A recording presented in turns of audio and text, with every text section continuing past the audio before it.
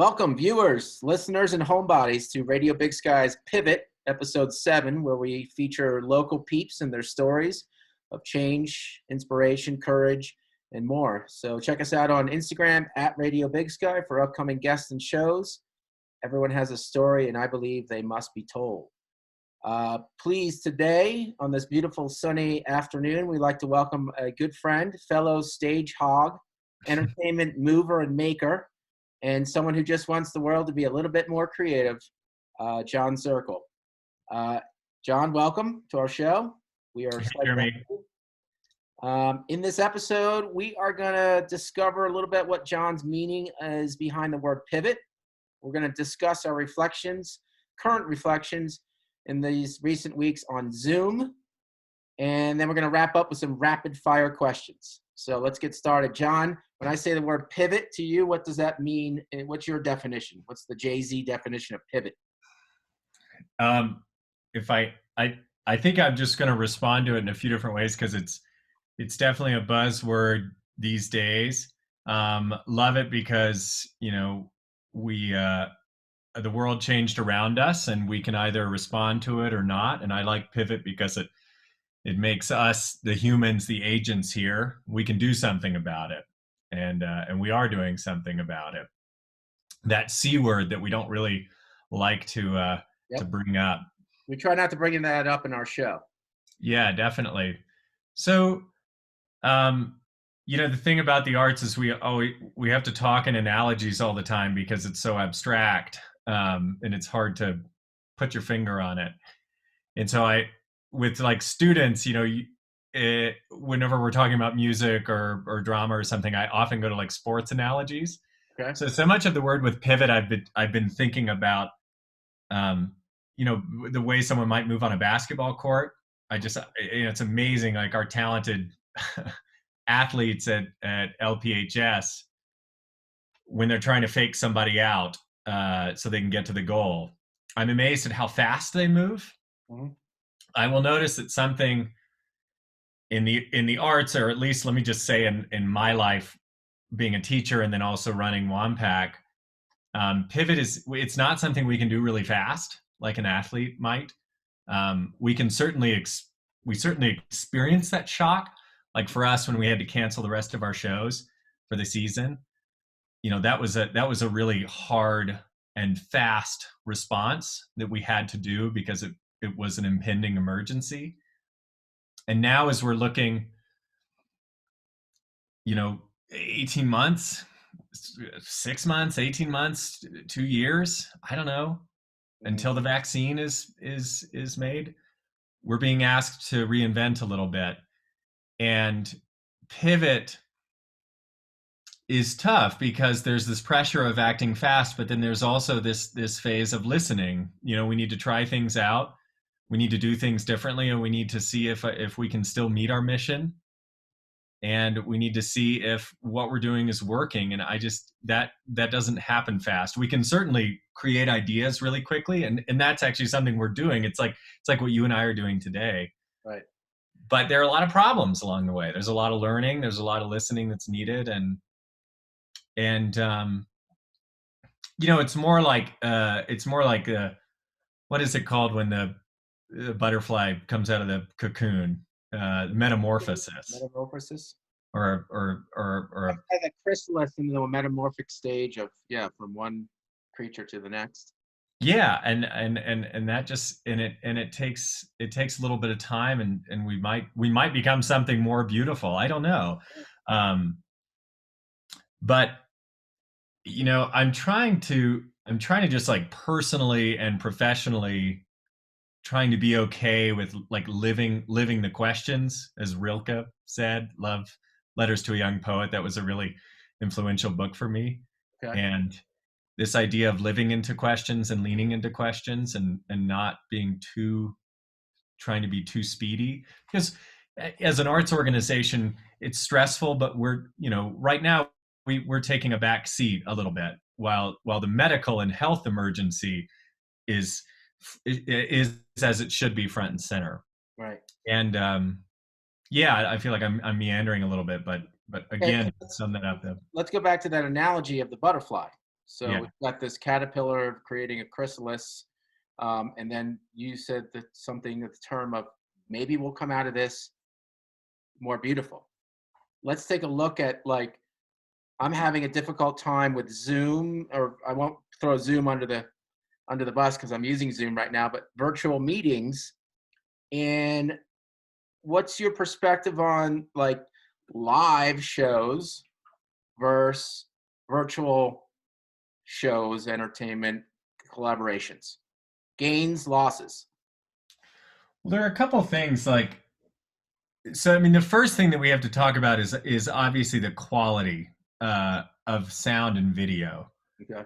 And I don't want to get too much into the weeds in that, but we all know that, like, we've experienced that frustration of glitchiness, of internet connectivity, Right. of the sound not being that great. Latency is a big issue for time sensitive stuff like music. we Right. can't we can't perform together. I feel that every morning with the a cappella group in our high school. You can't sing at the same time. It doesn't work. It really doesn't work. There's no solve there Yeah. because we're physically distant there. So that's a problem, and that's really, really difficult to overcome. And I don't think we will overcome that. I think we might accommodate it in some human way that'll be interesting. And that story of how we accommodate latency in a human way, in an innovative way, will be interesting. Right. Um, Also, this idea of audience and assembly is problematic because, when we're watching a comedian with a group around us in a theater, there's always that shock. It's like when a little kid does something and they fall down, something dramatic happens, and they don't know how to respond. Like, do I cry or do I laugh it off? And they look to their parent Yeah. to solve, and then the parent says, "Hey, it's okay," or like, "Oh my gosh, are you okay?" And that type of human encouragement, Right. that proximity. So back to the comedian, when a comedian tells a joke and you're not totally sure if it's funny, but you hear someone laughing next to you, you're gonna be given permission to laugh. And because we're all experiencing this in isolation, that comfort of assembly is not there. It's problematic. You're just left alone. It's always like what I think about when I find myself amazingly having such a good time at an event that I didn't know I would love, or at a moment that I didn't think I would love, because somebody else near me is enjoying it and giving me permission to love it. I think the moment you get out of your car in the parking lot of the Wampac, you feel energy. There's movement. There's people walking. There's people having offhand conversations. Hey, how you doing? Catching up. Like, haven't seen you. And there's Yeah. energy moving into a place where then we sit down, or we enjoy our conversation before the show starts, and we get to share this energy. And that energy is often laughter or tears or cheers or jeers. Um, A I'm sense of missing that. welcome. I'm missing that in my classroom with virtualness, and I I keep trying to find a way to make that happen. And I honestly don't know, in this world, this virtual world, if we lack that energy and the ability to feed off of each other, the person sitting next to you, even if you don't know them, how do we get that back if we are stuck in this virtual world for a while? Like, I don't know. I'm playing devil's advocate. Well, Yeah. One of the things that I'm trying to do is just be a devil and look at all the details and look at all the problems and try to find little solves along the way. Like, one of the things that we learned in this whole Zoom thing, again, I don't want to get too much in the weeds, but I feel like this is an okay place to do it, is, when you're on a big Zoom call and you see 25 faces, it's kind of like you're in the room with other people, but we have to think about orientation. You know, when that's the thing that we see with 25 faces on a screen is actually not something we experience a lot unless we're in a close, intimate circle staring at everybody's faces. But we know that when we put humans in a room together, especially in a presentation format, you're going to be you're either going to be in like groups of 2 or groups of 4, or you might have all of the students or spectators all looking at the teacher and the teacher looking there. Like, what you can't do in a Zoom call is you can't, like, whisper to your neighbor Right. as you might in an assembly. Like if we have 100 people in a room at Wampac, like at intermission, it might be 100 people or 200 people, but what it really is like it's like 30 to 50 groups of 3 to 5, and you don't get that, right? Right. You get the Zoom call, and you can do like breakout rooms and stuff like that, but that's hard. You got to organize it. Right. It's not very natural. And also with performances, like we do this webinar format where you really can only see one or two people. But the problem is with that, the people who are watching aren't aware of the other spectators. They actually don't even know how many people are in the room with them. It's just them and the artist. And there are advantages to that because it's like, oh, Billy Collins is reading poetry to me, but Billy doesn't know I'm there. Right. And Do you think it opens up more vulnerability or an honesty, authenticism that you don't have that release of the person next to you? Um, yeah, or maybe it's just accountability that yeah, you are present in this meeting, and if you're present, you are communicating. You have your camera on, and you are engaged. Not hopefully not laying in bed, and at least put a shirt on. Um, yes. I think there's a tenderness, a new tenderness that is beautiful, and there's a vulnerability. To go back to Billy Collins, this poet that we had a couple weeks ago, he had this really great moment that a local reporter commented on that was really beautiful, where in the middle he kind of turned up from his book and his study, and he was like, he said, "Are you there? Are you listening?"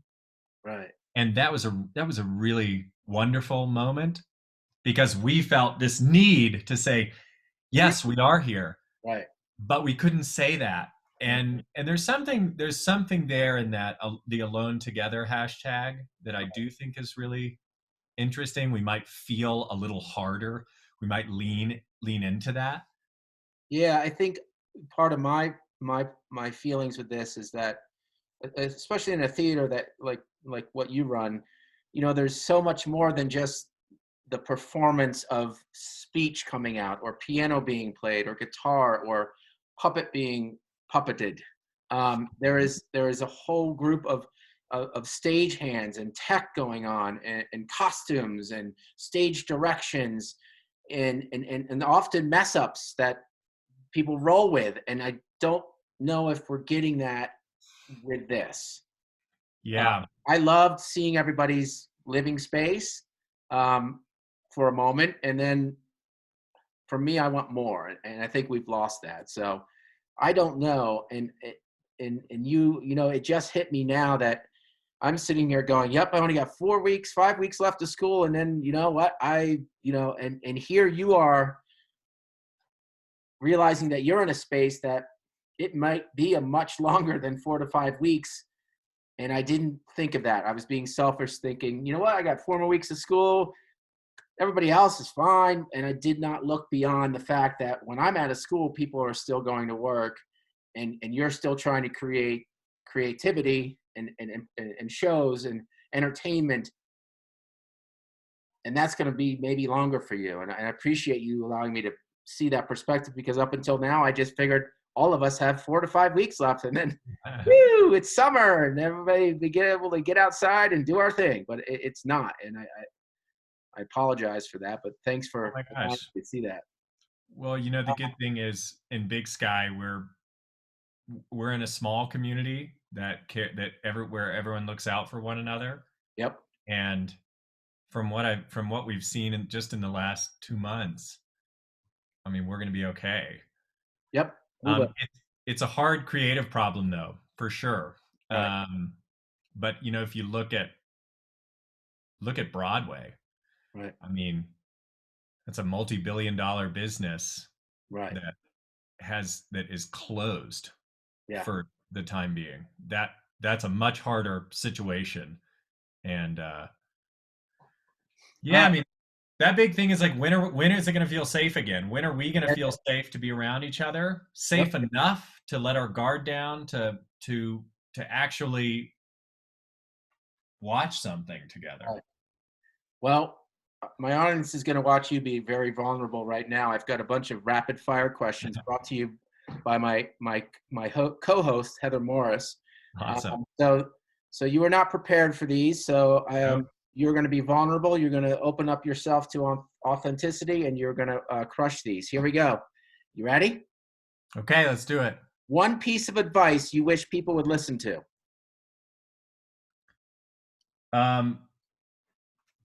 Every replaceable person. Sorry, no. There are plenty of irreplaceable people in the ground right now. What song do you sing in the shower? This most recently, I was singing a song from the Dogs of Pripyat. Forget those other dogs. They don't know. They don't know.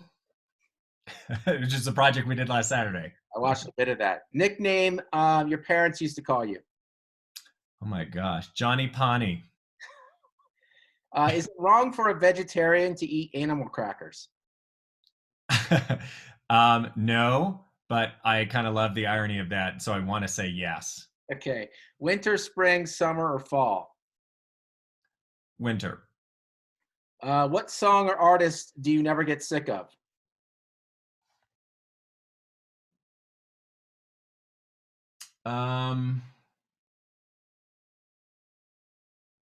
Sorry. The Crossing. Fill in the blank. Taylor Swift is Amazing. Thank you. Favorite Polish word? Kochanie. And then you have to translate for us, please. Sweetheart. And so I call my wife. Again? Kochanie. Okay.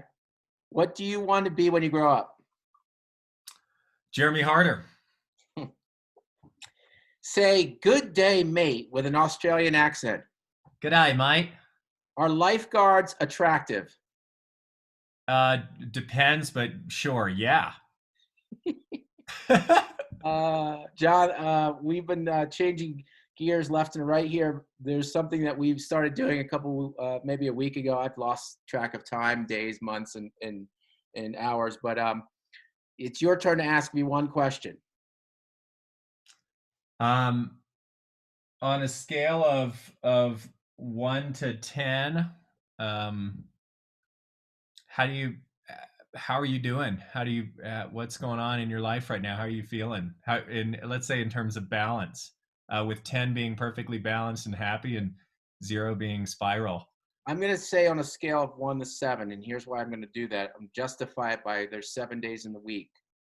I'm going to say there's 2 days out of the week that I am not comfortable with myself, and the other 5 days I've actually found some grace and some time for me, whether that's walking the dog, skateboarding, fishing, camping, some things that I don't ever reserve for myself. So 2 of those days though, I'm really stuck trying to accommodate my students enough that we have a balance of this is stuff we still need to accomplish and practice integrity for the end of the school year. At the same time, I'm really trying to allow them to be creative in a design space and whatever that may be. And there are some struggles with some students that are still in the fact that they want to know what the teacher wants. And I'm hoping one of the things that comes out of this in education, and now I'm going away from your question, but is that we realize and we really pinpoint the things that are important and authentic in education, and we get rid of or we lessen the things that are not important, authentic to applicable to our real life. And I'm hoping that this transition that we've taken, many schools around the world have taken, or some are just beginning to take and having difficulties, we'll find out that there are things that we've been doing in education for a long time that may not be authentic. And if thus they're not authentic, the students are not engaged because it's not meaningful to them. And therefore, why do we do it? And I feel like there were many things in school when I grew up saying, why are we doing this? And I'm hoping in the end, in the light at the end of this tunnel, at least in education, is that we go back to what I started with saying, that 5 of the 7 days are amazing, and 2 of the days I struggle, and that's okay, but we find out what's real and authentic. So that is my roundabout question to your question. So I thank you. John, otherwise known as Jay-Z or Mr. Jay-Z, or Johnny, what your parents call you? Johnny Pani. Johnny Pani? And the extended version, Johnny Pani Lani Connie. That's what my mom would Oh, call me. oh boy. Yeah. I've known you for a long time, and we've worked together. We've vented together. We've cheers and jeers together. But I also feel like this conversation has opened some new light into who you are and what you do and how you stand up for this community.